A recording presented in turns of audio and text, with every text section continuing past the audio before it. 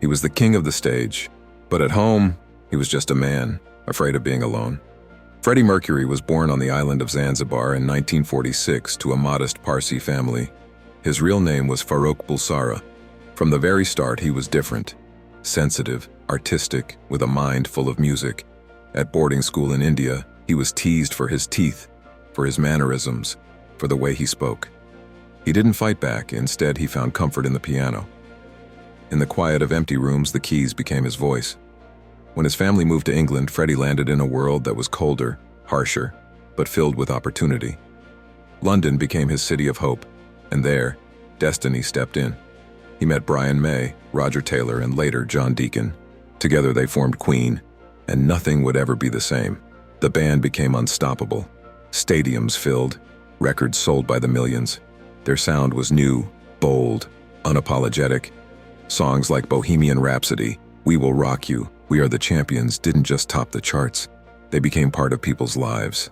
On stage, Freddie was pure energy. He owned the crowd. Every gesture, every note felt larger than life. But the louder the applause, the lonelier he felt inside. After the shows, Freddie would retreat to his home in Kensington.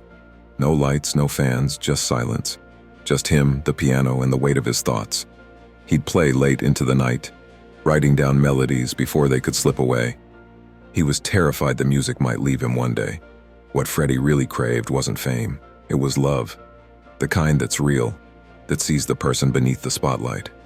He once said, "I can have anything I want, except someone's heart." His heart belonged to Mary Austin. They started as lovers, and though their relationship changed, their bond never broke. She was his constant, his anchor. Freddie called her his common-law wife, his closest family. When the end came, it was Mary who was by his side. He left her his home, his fortune, his trust. Freddie lived loudly, parties, laughter, wild nights. But those close to him saw the sadness behind the smile. He once confessed, "When I'm gone, people will remember my laughter, not my pain." In 1987, Freddie was diagnosed with AIDS. He kept it private. He didn't want pity. He didn't want to be seen as weak or sick. So he worked. As long as his body allowed it, he recorded. In the studio, with an oxygen tank nearby, pale and fragile, he stood at the microphone. And he sang. His voice carried all the power and beauty it always had.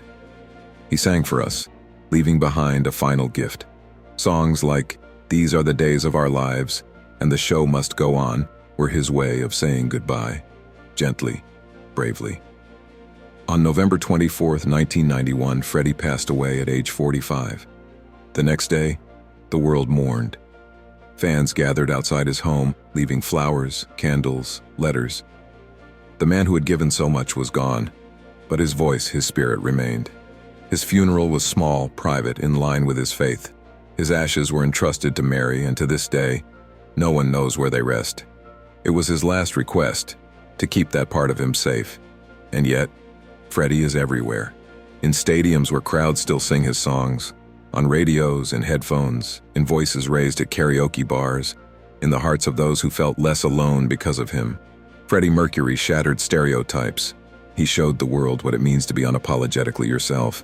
He gave courage to those who felt invisible. He lived without regret, without shame, with all the fire he had. He once said, "I don't want to be just a star, I want to be a legend," and he is. So tell me, what's the Freddie Mercury song that always gives you chills? What memory of him has stayed with you after all these years? If this story touched you, hit subscribe, leave a comment, because voices like his, they never fade.